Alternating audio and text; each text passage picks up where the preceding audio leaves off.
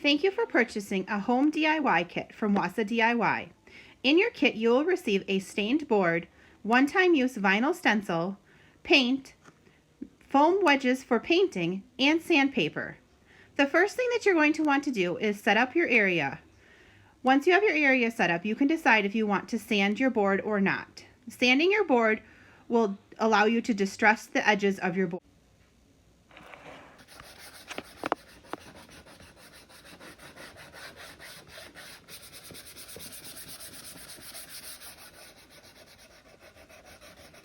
You can determine how much you want to sand your board.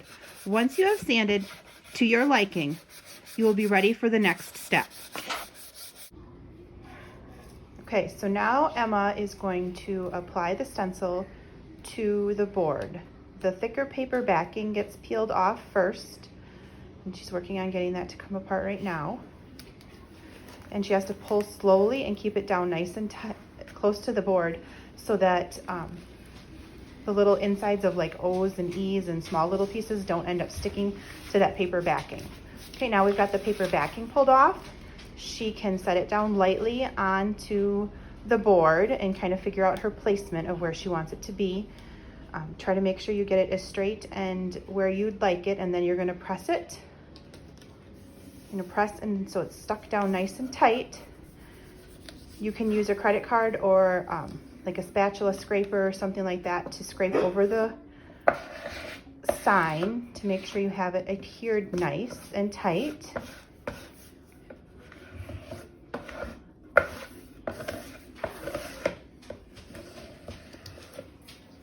Okay, now the bubbles along the edges aren't a real big issue because a lot of that will peel off when you pull the transfer paper off. Okay, so when you peel this up, sometimes it's good to use two hands, one to hold the stencil down and the other hand to pull up.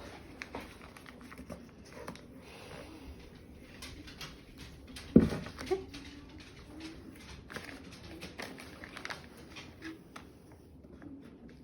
And as you can see, Betsy is just pressing back down anything that starts to peel up. You just press it right back down so it sticks back on there where it's supposed to be.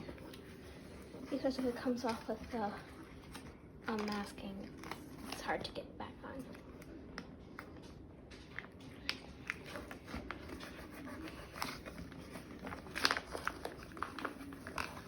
Make sure when you're pulling, you keep it low and close to the board.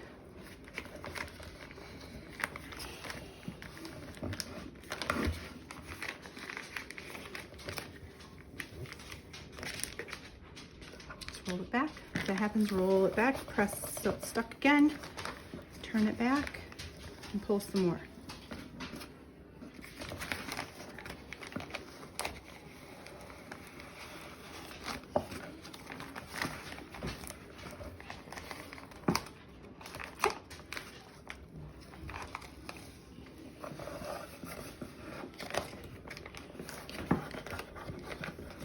And you want to try to press out any bubbles on the edges and the seams of where the lettering is.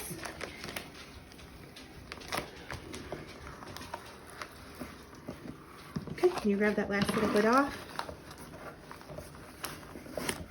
Okay, once you get that peeled all the way off, just double check, make sure everything's pressed nice and tight, and you're just going to want to use your fingers because if you use the card now, it might tear your stencil. Okay, now you've got the stencil all stuck to the board, so it's time to paint. The painting is done with their foam sponges, foam makeup wedges, and the paint is gonna be in a little cup. You're gonna dip your fat end of your sponge into the cup. Then you're going to want to swipe it on the edge of the cup so you don't have a lot of paint. Tap it off on a scrap piece of paper and then tap it into the stencil. And you want to do light coats of paint. Less is more when you're putting paint onto a stencil. So typically you do 2, maybe 3 coats of paint.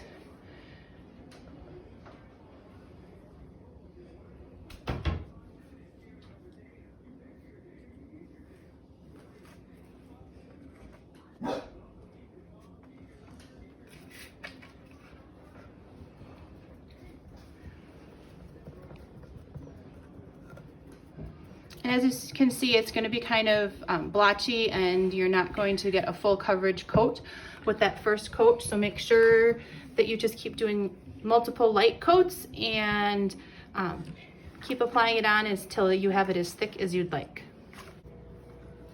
Okay, a little note here, watch your edge of your stencil as you're painting. If you happen to paint off the edge and onto the board where you're not supposed to be painting, you can use a wet wipe, just a wet washcloth, wet paper towel, something like that to wipe off any excess paint that you get outside of your stencil onto the board edge.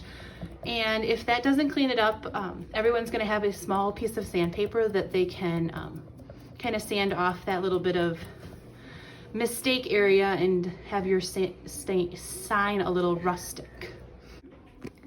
Okay, so once you have completed your 2 coats of paint, or 3, or however many you need to get it covered that you like, then it's time to peel up the stencil. And usually you can kind of get one of the edges to start to peel up. And Betsy's gonna start peeling that up.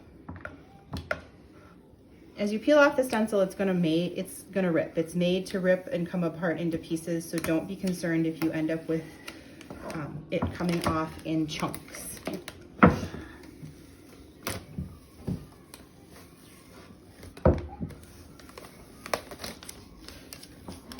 Okay, so we get as much of the big piece off as we can. And set that off to the side. And then you just need something sharp. It can be like a push pin, it can be a tweezers, it can be anything like that.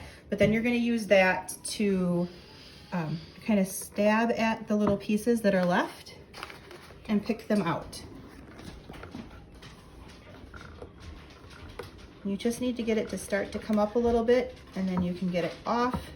You want your fingers to be pretty clean at this point, so you don't leave little smudges behind. So we just get those all picked out of there. Wanna do some?